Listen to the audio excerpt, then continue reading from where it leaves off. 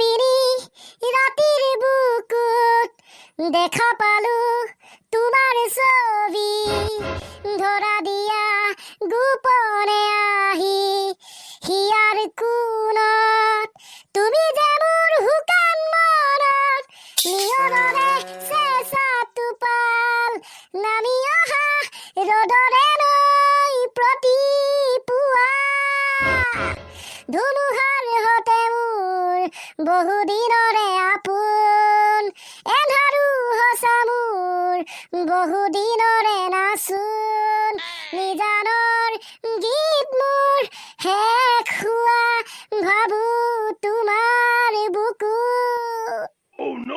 মায়াবিনী ৰাতিৰ বুকুত দেখা পালো তোমাৰ ছবি কান্ত উল্টা পুল্টা পুল্টা উল্টাকে গাই দিছ যে আবে নেজানিব পাৰো গানটো বহুত ভালকে গাবলে সুৰটো নিমিলিব পাৰে উচ্চাৰণবিলাক অলপ বেয়া হৈ যাব পাৰে মানে ভুল হৈ যাব পাৰে কৰবাত থাকি যাব পাৰে কিন্তু জুবিন দাৰ এই গানটো মোৰ বহুত ভাল লাগে আটাইতকৈ প্ৰিয় গান অৱশ্যে তোৰ দৰে মোৰো বহুত ভাল লাগে জয় জুবিন দা জিন্দাবাদ জয় জুবিন দা জিন্দাবাদ জিন্দাবাদ জিন্দাবাদ জুবিন দা জিন্দাবাদ জিন্দাবাদ জিন্দাবাদ এই ল'ৰাহঁত এখন স্কুল নহয় প্ৰতিবাদ কৰা ঠাই কেতিয়া হ'ল ছাৰ নহয় দিয়ক এখন প্ৰতিবাদ কৰা ঠাই এখন স্কুলে হয় ইয়াত মানে ক্লাছ কৰা হয় মানে আমি ছাত্ৰ আৰু আপুনি হৈছে শিক্ষক আপুনি পঢ়ায় আমি বেঞ্চত বহি ধুনীয়াকৈ শিকো হয় নেকি তেনেহ'লে এইবিলাক মুখত জিন্দাবাদ কিয় ওলাই আছে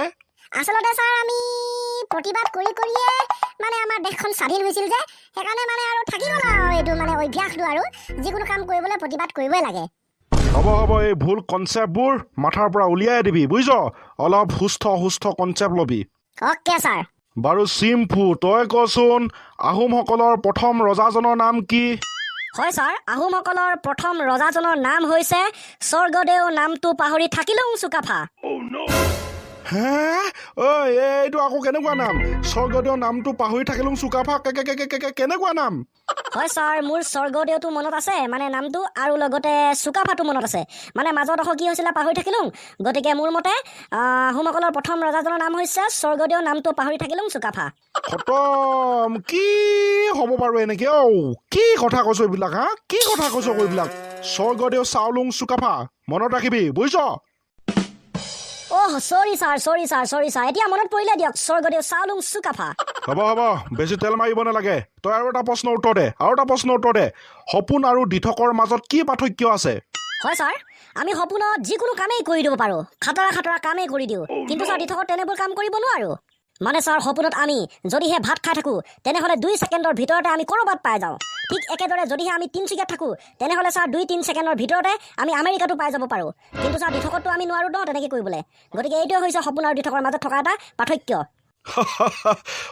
হয় তই ধুনীয়া পাৰ্থক্য এটা ক'লি দেই সপোনবোৰ সঁচাকৈ দেই ভাবিব লগা কথাই কি যে নহয় এতিয়া কিবা দেখিবি আৰু খন্তেকৰ পাছতে আৰু ক'ৰবাত দেখিবিগে ইয়াকে কয় সপোন ছাৰ ইয়াকে কয় সপোন বাৰু হ'ব দে এইবাৰ উৰেকান্ত তই কচোন ছাৰ সোধক আপুনি প্ৰশ্ন সোধক বাৰু কচোন তই ডাক্তৰ আৰু চিকিৎসকৰ মাজত কি পাৰ্থক্য আছে ছাৰ আপুনি এইটো কি প্ৰশ্ন কৰিছে ডাক্তৰ আৰু চিকিৎসক দেখোন একেই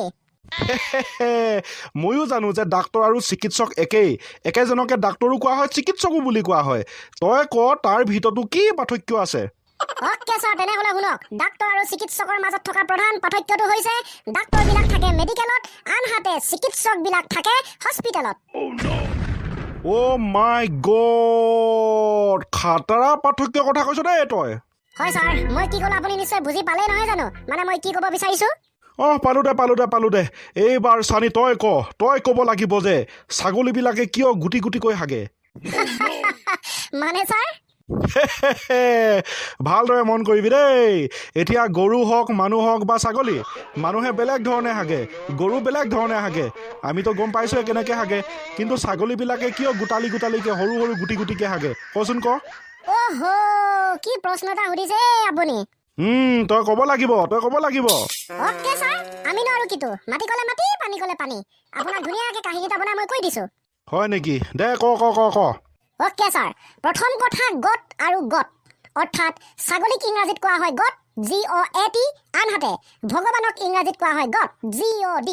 যদিও লাষ্টৰ আখৰকেইটাৰ উচ্চাৰণ অলপ বেলেগ বেলেগ, তথাপি সিহঁতৰ উচ্চাৰণটো প্ৰায় একেই, গড আৰু গড। এতিয়া আহোঁ দ্বিতীয় কথালৈ। দ্বিতীয় কথা মতে ছাগলীবিলাকে ভাবিলে যিহেতু ভগৱান আৰু আমাৰ ইংৰাজীৰ উচ্চাৰণকেইটা একেই, অৰ্থাৎ গড আৰু গড, গতিকে আমি ভগৱানৰ লগত কিবা এটা বন্ধু পাতিব লাগিব। আৰু ছাৰ ভবামতে সকলো কাম হৈ গ'ল। ছাগলীবিলাকে ভগৱানৰ ওচৰলৈ গ'ল আৰু ভগৱানক ক'লে, হে প্ৰভু, আমি আপোনাৰ ওচৰলৈ এটা প্ৰস্তাৱ লৈ আহিছিলোঁ। আৰু প্ৰভুৱেও ক'লে যে কোৱাচোন কোৱা, তোমালোকৰ প্ৰস্তাৱটোনো কি? তাৰ পাছত পটাপট ছাগলীবিলাকে প্ৰস্তাৱটোৰ কথা ক'লে যে প্ৰভু, আপুনি ভালদৰে মন কৰিব, আপোনাৰ ইংৰাজী শব্দৰ উচ্চাৰণ আৰু আমাৰ উচ্চাৰণটো প্ৰায় একেই, অৰ্থাৎ আপোনাক ইংৰাজীত গড বুলি কোৱা হয় আৰু আমাক গড বুলি কোৱা হয়। গতিকে আমি আপোনাৰ ওচৰত বন্ধু পাতিব বিচাৰোঁ, সখী পাতিব বিচাৰোঁ। আৰু এই কথাটো শুনাৰ পাছত ভগৱান প্ৰভুৱে কৈ দিলে যে হ'ব দিয়া, তোমালোকে চিন্তা নকৰিবা, তোমালোকে আজিৰ পৰা আমাৰ ভাল বন্ধু। এই কি কথা কৈছ এইবিলাক? কি কথা কৈছ? কি কথা কৈছ এইবিলাক? হা? হয় ছাৰ, আপুনি মাজতে টেপ টেপ কৰি নাথাকিব না, মোৰ প্ৰব্লেম হৈ যায়। বাৰু দে ক। হয় ছাৰ, এনেকৈ সিহঁতে বন্ধু স্থাপন কৰিলে ভগৱান আৰু ছাগলীবিলাকে। আৰু এনেকৈ বহুদিন গ'ল, বহুদিন যোৱাৰ পাছত ছাগলীবিলাকে এটা কথা ভাবিলে যে আমি বেলেগ জীৱ জন্তুতকৈ অলপ বেলেগ ধৰণৰ হ'ব বিচাৰোঁ। আৰু সেইকাৰণে সকলো ছাগলী, পৃথিৱীত যিমান ছাগলী আছে একত্ৰিত হ'ল, মিটিং পাতিলে, এখন সভা পাতিলে, আৰু সেই সভাখনত সেই বিষয়টো আলোচনা কৰা হ'ল। আৰু সেই সভাখনৰ সভাপতিজনে ক'লে, যিহেতু আমাৰ ভগৱান প্ৰভুৰ লগত এটা ভাল সম্বন্ধ আছে, গতিকে আমি যদি এই কথাটো ৰিকুৱেষ্ট কৰোঁ, মানে প্ৰভুৰ ওচৰত ৰিকুৱেষ্ট কৰোঁ, তেনেহ'লে আমাৰ সমস্যাবিলাক তেখেতে সমাধান কৰি দিব পাৰিব। আৰু এই কথাটো শুনাৰ পাছত সকলোৱে হয় ভয় দিলে। কথামতে কাম হ'ল, ছাগলীবিলাকে গ'ল ভগৱানৰ ওচৰলৈ আৰু সকলোবোৰ কথা খুলি ক'লে। তেতিয়া প্ৰভুৱে ক'লে, হ'ব, তোমালোকে একো চিন্তা নকৰিবা, মই তোমালোকক বেলেগ জীৱ জন্তুতকৈ বেলেগ বনাই দিম, অৰ্থাৎ তোমালোকক মই বেলেগতকৈ বেলেগ বনাই দিম। এই কথাটো শুনাৰ পাছত সকলোবিলাক ছাগলী হাঁহি ফূৰ্তিত, মানে আনন্দত আত্মহাৰা হৈ পৰিল। আৰু একেদৰে ভগৱান প্ৰভুৱে সকলোবোৰ ছাগলীক একত্ৰিত কৰি এনেকুৱা এটা খাতৰা যাদু কৰি দিলে নহয়, সেই যাদুটোৰ মতে ছাগলীবিলাক বেলেগতকৈ বেলেগ জন্তু হৈ পৰিল। ঐ জানি, মই তোক এইটো প্ৰশ্ন সোধা নাই নহয়। হা? মই তোক বেলেগতকৈ বেলেগ কেনেকৈ হ'ল সেইটো সোধা নাই। মই সুধিছোঁ ছাগলীবিলাকে কিয় গুটি গুটিকৈ হাগে? হয় ছাৰ, আপুনি শুনি যাওক, শেষ হোৱাই নাই নহয়, ইয়াৰ পাছৰ কাহিনীটো শুনক। অঁ দে ক দে। হয় ছাৰ, এনেকৈ 5 দিনমান গ'ল। তাৰ পাছত যেতিয়া ছাগলীবিলাকে হাগিছে, তেতিয়া সিহঁতৰ হুচখিনি গুটি গুটিকৈ ওলাইছে। সিহঁতৰ আচৰিত, হঠাৎ ইমান পৰিৱৰ্তন হ'ল কেনেকৈ? লগালগ খবৰটো ছাগলীবিলাকে ভগৱানক জনালে, প্ৰভুক জনালে। তেতিয়া প্ৰভুৱে হাঁহি হাঁহি ক'লে, বাহ বাহ বাহ বাহ, তোমালোকক কিন্তু মই ধন্যবাদ দিছোঁ দেই, তোমালোকে এতিয়া বেলেগতকৈ বেলেগ হৈ গ'লা, এনে বুলি ছাগলীবিলাকক ক'লে। তেতিয়া ছাগলীবিলাকে ভগৱানক ক'লে, হেৰা বন্ধু, আমি দেখোন একেই হৈ আছোঁ, আমি কেনেকৈ বেলেগতকৈ বেলেগ হ'লোঁ? তেতিয়া প্ৰভুৱে ক'লে, হেৰা বন্ধু, কিয়? তোমালোকৰ হুচ লেটিনবিলাক দেখোন বেলেগতকৈ বেলেগ হৈ গ'ল, গুটি গুটি হৈ গ'ল। এতিয়া তোমালোকক দেখিলেই, অৰ্থাৎ তোমালোকৰ হুচ লেটিনবিলাক দেখিলেই বেলেগ জীৱ জন্তুবিলাকে তোমালোকে হাগিছা বুলি গম পাব, অৰ্থাৎ তোমালোকে নিশ্চয় বেলেগতকৈ বেলেগ হৈ গ'লা, তোমালোকৰ হুচ লেটিনবিলাক সকলো বেলেগতকৈ বেলেগ হৈ গ'ল। তেতিয়া ছাগলীবিলাকে আচৰিত, সিহঁতে বিচাৰিছিলে সিহঁত বেলেগতকৈ বেলেগ হোৱাটো, আৰু ভগৱানে কৰি দিলে সিহঁতৰ হুচ লেটিনবিলাক বেলেগতকৈ বেলেগ। গতিকে লাজ মনেৰে, দুখ মনেৰে ছাগলীবিলাকে একো নকৈ উভতি আহি পেলালে। আৰু ছাৰ তেতিয়াৰে পৰা, অৰ্থাৎ ভগৱানে যাদু কৰি দিয়াৰ পাছৰে পৰা সিহঁতে, অৰ্থাৎ ছাগলীবিলাকে গোটালিকৈ হাগে ছাৰ। অ' মাই গড, হ'ব। বাৰু বন্ধুসকল, চাওকচোন, এয়া সুধোতে প্ৰশ্ন আৰু উত্তৰ দিলেও বেয়া পায়, কি হ'ব বাৰু? চাওকচোন। ছাৰে প্ৰশ্ন সোধে খাতৰা, উত্তৰ দিয়ে খাতৰা, ক'ত আৰু ভাল ক্লাছ হ'ব? হ'ব দিয়ক বন্ধুসকল, বাই বাই।